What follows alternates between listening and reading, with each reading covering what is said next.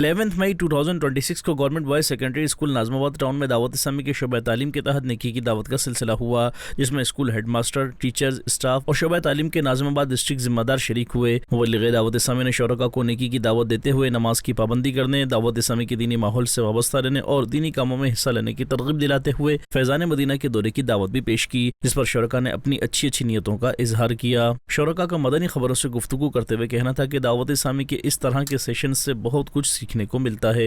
दावत इस्लामी बहुत अच्छा काम कर रही है और बहुत मुत्तकी लोग इन्होंने बनाए हैं।